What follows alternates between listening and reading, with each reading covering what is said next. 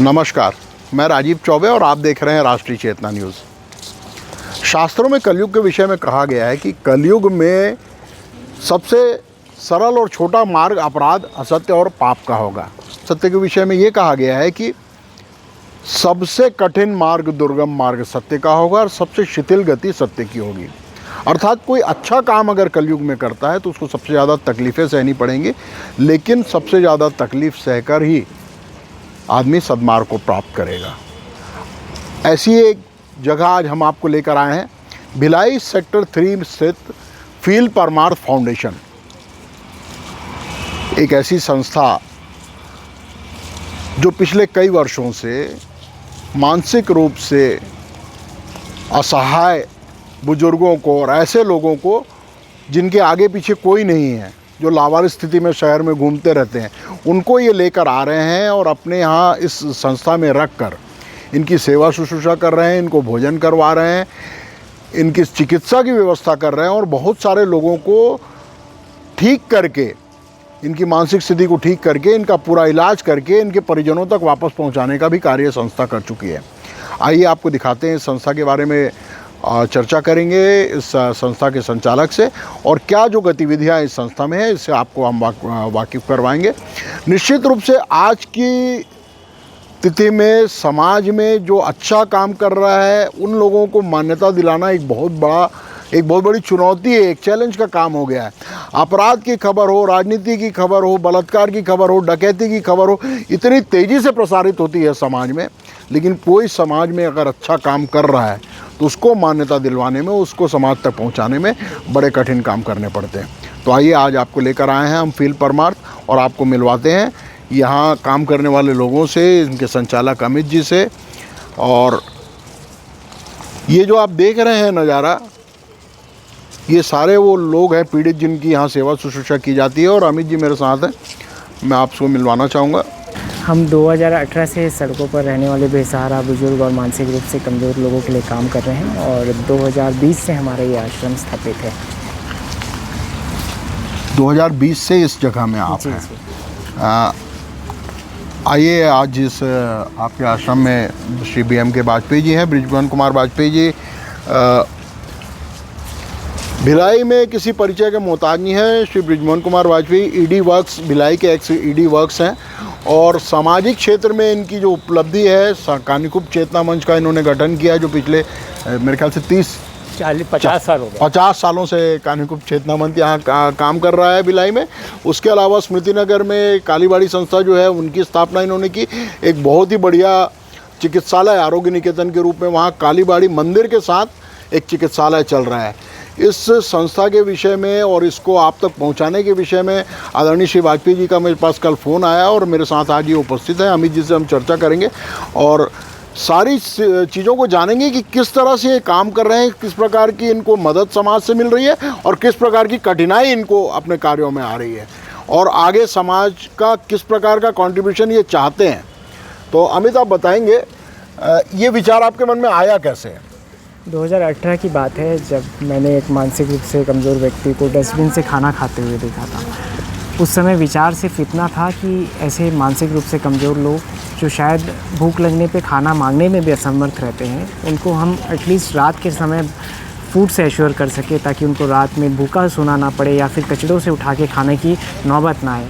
इस उद्देश्य से हम कुछ दोस्तों के साथ मिलके हमने रात में ये अभियान शुरू किया कि हमने ऐसे करीबन पौरों से लेकर नेहरू नगर तक ऐसे 15 लोगों को आइडेंटिफाई करके रखा और उन तक रोज़ रात को फूड डिस्ट्रीब्यूट करने लगे। जहाँ वो रहते थे वहीं रात को ले जाकर ऐसे लोग जिनकी मानसिक स्थिति सामान्य लोगों की तरह नहीं है तो इनका स्थायित्व भी बड़ा मुश्किल होता है कि एक जगह ये रहते नहीं, तो आप इनको ढूंढते थे जगह जगह, मतलब कुछ एक विशेष क्षेत्र में कि यहाँ से यहाँ, तो किस प्रकार से इनको ढूंढते थे और आपको परेशानियाँ? कुछ लोग जो रहते थे एक जगह स्थायी रहते, जैसे बुजुर्ग लोग हो गए, वो करीब करीब स्थायी रहते, लेकिन मानसिक रूप से कमज़ोर व्यक्ति हमको पता रहता था, क्योंकि हम सड़क में काम करते थे, कहाँ से कहाँ तक के स्ट्रेच पे वो घूमते हैं, कहाँ कहाँ हो सकते हैं, ये चीज़ें का हमें अनुमान रहता था। उस आधार पे हम ढूंढते थे। और कभी कभी ऐसे कई बार हुआ है कि उन तक हम पहुंच नहीं पाए, क्योंकि रात में कभी कभी वो दिखाई नहीं देते थे। ये चीज़, इस चीज़ का भी चैलेंज था। तो ये खाने की व्यवस्था, इनके भोजन की व्यवस्था जो होती थी, वो आप किस प्रकार करते थे? देखिए, हम जब इनिशियली स्टार्ट किए थे तो हमारे पास ना कोई सपोर्ट था, ना हमारे पास कोई ऐसे संसाधन थे, ऐसा कुछ भी नहीं था। हमने क्या किया कि हमने रिक्वेस्ट किया, जो रेस्टोरेंट्स होटल्स हैं उनको हमने रिक्वेस्ट किया जाके कि हम ऐसे लोगों के लिए भोजन प्रोवाइड करना चाहते हैं, और आपकी तरफ से एक फूड पैकेट डोनेशन रहेगा, तो हम आपको फ़ोटो पे भेजेंगे कि हम किसको भेज रहे हैं, किसको खाना दे रहे हैं। तो ऐसे कर कर ये सिलसिला शुरू हुआ, और करीबन 9 होटल से हमने पार्टनर किया। और शुरू में फ़ोटो भेज के देने की आवश्यकता पड़ी, लेकिन धीरे धीरे ट्रस्ट बिल्ड होते गया। उसके बाद हम 15 लोगों तक डेली खाना पहुंचाने लगे, विदाउट किसी को हमें फ़ोटो भेजने की ज़रूरत नहीं पड़ी। और धीरे धीरे हम ये काम करते रहे। काम करते करते समझ में आया कि फूड से इनके लाइफ का 1% का ही प्रॉब्लम है जो हम सॉल्व कर पा रहे हैं। उसके साथ साथ जो लोग स्ट्रीट्स पे रहते थे, जब उसके साथ साथ जो चीज़ें यातनाएं ये सहते थे, वो बयान करना भी मुश्किल है। आप देखेंगे कई कम उम्र की महिलाएं हैं जो मानसिक अवस्था विकृत होने के वजह से, अस्थिर होने के वजह से जब सड़क में घूमती थी, कभी कोई अपने कपड़ों का भी ठिकाना नहीं रख पाता था, कौन कहाँ सोता था ये भी नहीं पता होता था। और ऐसी परिस्थितियों में जब वो घूमते थे, उनके साथ समाज, मतलब जो असामाजिक तत्व लोग मैं कहूँगा, उनके साथ कैसे बर्ताव करते थे, वो सब चीज़ें हमने देखा है। हम घर के अंदर भी अपने आप को सुरक्षित नहीं महसूस कर पाते। वो जब सड़क में रहते थे, कभी 2 सांड झगड़ा कर रहे, एक सांड एक व्यक्ति के, बुजुर्ग व्यक्ति के ऊपर चढ़ जा रहा है, ये सब हमारे साथ हुए चीज़ें हैं, हमने सामने एक्सपीरियंसेस किया। अंतिम समय में जब बुजुर्ग व्यक्ति जब ख़त्म होने वाला होता है, तब उनके पास शायद एक घूंट पानी पिलाने वाला भी कोई व्यक्ति नहीं होता है। हम धीरे धीरे ये सब चीज़ें देखते हुए हम धीरे धीरे मेडिकल ट्रीटमेंट रोड साइड पे शुरू किए, नहलाना धुलाना शुरू किया रोड साइड पे, लेकिन किसी भी चीज़ का इम्पैक्ट नहीं क्रिएट कर पा रहे थे, क्योंकि हम ट्रीटमेंट कराने के बाद भी हमें वापस सड़क पर ही ले जा के रखना होता था। हमारे पास कोई आश्रय नहीं था। जो लोकल जितने भी सेंटर्स थे, उन पर हम प्रयास किए, ट्राई करके बात किए कि ऐसे लोगों को हम क्या आश्रय दे सकते हैं, तो कोई भी इस चीज़ के लिए एग्री नहीं हो रहा था, क्योंकि काफ़ी ज़्यादा बिहेवियर इनका जो है डिफरेंट रहता है। लोग अस्थिर अवस्था में होने की वजह से थोड़े अलग प्रकार के होते हैं, कोई भी इनको रखने के तैयार नहीं था। फिर 2019 जनवरी 5 तारीख का दिन था, जब हम एक पैरालाइज अम्मा को फूड सर्व करते थे। तो जब हम रात में उनके पास फूड सर्व करने गए, तो हमने देखा कि उनकी बॉडी पूरी फ्रीज़ हो चुकी थी ठंड से, उनके मुंह से सिर्फ आवाज़ आ रही। हम तुरंत उनको उठा के डिस्ट्रिक्ट हॉस्पिटल लेके गए, और रात को करीबन 3-4 बजे उनका देहांत हो गया। उसके बाद, उस दिन के बाद हमने ये निश्चय किया कि हम ऐसे लोगों के लिए एक ऑप्शन क्रिएट करेंगे जहां उनको ऐसे सड़क पे पड़े होकर ठंड की वजह से उनकी मृत्यु ना हो, क्योंकि ये एकदम असामान्य मृत्यु है। और ऐसे कई लोगों की देहांत जो है सड़कों पर इसी अवस्था में होती है। हमारा बस ये प्रयास है कि हम उनको सड़कों से बचा सके, ऐसी विकृत परिस्थितियों से, और उनका बचाव करके एक बेहतर ज़िंदगी कर, उनका घर पता कर, उनको एक वापस समाज के सौंप सके, उनके घर वालों का पता कर सके और उनको घर पे सौंप सके। अभी तक हमने करीबन 150 से अधिक लोगों को सड़कों से बचाया है, और अभी तक हम 36 लोगों की घर वापसी कर चुके हैं, जिसमें अलग अलग प्रदेश के लोग थे जो भिलाई के सड़कों पे या छत्तीसगढ़ के अलग अलग डिस्ट्रिक्ट्स के प्रदेशों के डिस्ट्रिक्ट के शहरों पे भटक रहे थे। उनका हमने बचाव किया, उनका बेसिक ट्रीटमेंट कराया, उसके बाद उनका घर पता चला तो उनकी घर वापसी कराई। अभी तक 36 लोगों का देहांत भी हो चुका है, जिनका अंतिम संस्कार भी हमारे टीम द्वारा विधि विधान से कराया जाता है। अंतिम संस्कार के बाद हम अस्थि विसर्जन तक भी हर एक उनका पुण्यात्माओं का करते हैं आगे। तो ये जो जगह आपको मिली, बीएसपी की जगह है, ये किस तरह मिली? इसमें किनका आपको सहयोग मिला और कैसे आपको ये जगह मिली? और इस जगह मिलने के बाद और जो काम यहाँ पर हो रहे हैं, रोज़ का इनका भोजन है, इनकी चिकित्सा की भी व्यवस्था आप कर रहे हैं, तो नर्सिंग है या डॉक्टर्स हैं, इनके लिए जो फंड्स हैं, ये सब की व्यवस्था कैसे हो रही है?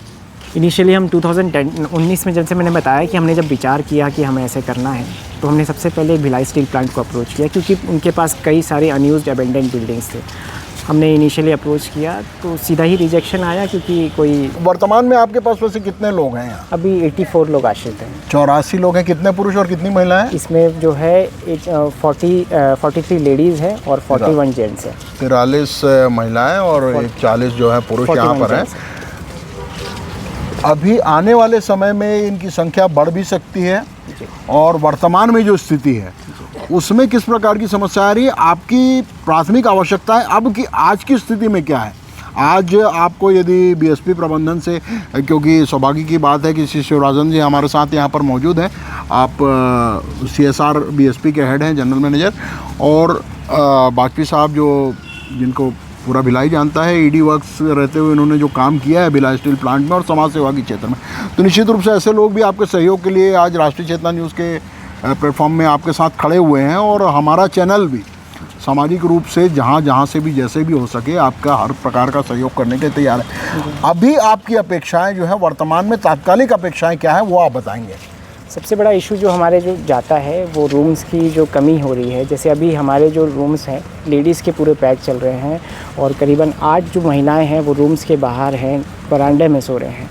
तो हमारा करीबन 1 साल से प्रयास था कि जो 2 रूम पंजाबी ब्राह्मण समाज के पास इस प्रीमाइसेस के अंदर है, जो भिलाई स्टील प्लांट के मैनेजमेंट को हमने रिक्वेस्ट किया था कि वो 2 रूम हमको दे दिए जाए, क्योंकि पंजाबी ब्राह्मण समाज ने भी लिखित में दे दिया कि फील्ड परमार्थम को ये सौंप दिया जाए और हमें कोई और जगह दे दिया जाए। तो उसमें भी कुछ टेक्निकल ग्लिचेस है जो अभी तक के क्लियर नहीं हो पाए, और करीबन 1 साल से अधिक हो गया है, उस पर अभी तक निर्णय नहीं आया है। और साथ ही साथ वो रूम्स के अलावा भी हमें कुछ ऐसे स्पेसेस टेम्प्रेरी शेल्टर्स मतलब शेड बनाने होते हैं, जिसमें भिलाई स्टील प्लांट के माध्यम, क्योंकि रूल्स ऐसे बने हुए हैं भिलाई स्टील प्लांट के, जिससे हमको परमिशन के लिए बहुत दिक्कत जाता है। तो हम ये चाहते हैं कि एक तो रूम अलॉट हो जाए, साथ ही साथ हमें टेम्प्रेरी शेड्स बनाने की अनुमति दी जाए, और अगर संभव हो सके तो रेंट वेव ऑफ कर दिया जाए। ताकि रेंट कितना पे कर रहे हैं आप? हम 5,500 रुपये रूम का रेंट पे करते हैं, और इलेक्ट्रिसिटी ऑन एक्चुअल जो 15 से 20,000 रुपये हर मंथ हमारा आता है। चलिए, इस विषय में मैं बाजपेयी साहब से जानना चाहूँगा,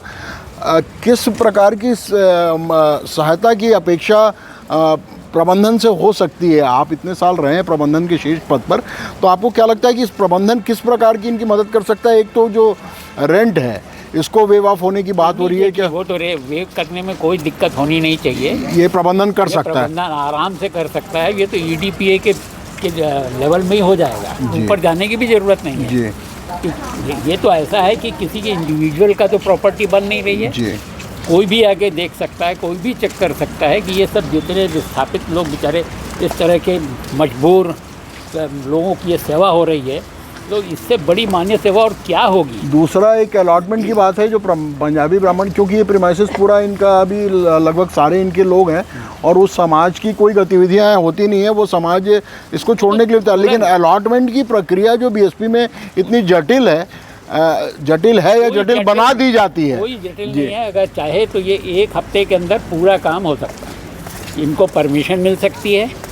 ये बिल्डिंग जो इनने भी कहीं अप्लाई किया है वो भी मुझे मालूम है जी। तो पुराना जो अपना टेलीग्राफ ऑफिस था ना सेक्टर 1 में जी, वो उनने मांगा है जी जी कि हमको वहाँ दे दिया जाए जी। हम वहाँ चले जाएंगे, और ये पूरे दोनों कमरे ये इनको दे दिया जाए। और ये शिवराजन जी, आप बताएंगे कि क्या क्या हो सकता है? जैसे कि तकनीकी अड़चनें जो आ रही हैं इनको, काम तो इतना मतलब ऐसा सुंदर और इतना बेहतरीन कार्य हो रहा है, प्रशंसनीय है, समाज के लिए ये अनुकरणीय काम है, और इसमें आगे बढ़ के प्रबंधन को मदद करना चाहिए। लेकिन अधिकतर देखा गया है कि प्रबंधन में जो अधिकारी होते हैं वो जटिलताओं को सामने लाते हैं, और किसी भी काम में नकारात्मक सोच जो उनकी जो है वो ज़्यादा होती है, कि काम को किस तरह से रोका जाए इस पर ज़्यादा फोकस होता है, कैसे किया जाए इस पर फोकस कम होता है। तो आपको क्या लगता है कि आने वाले समय में इनको मदद मिलेगी?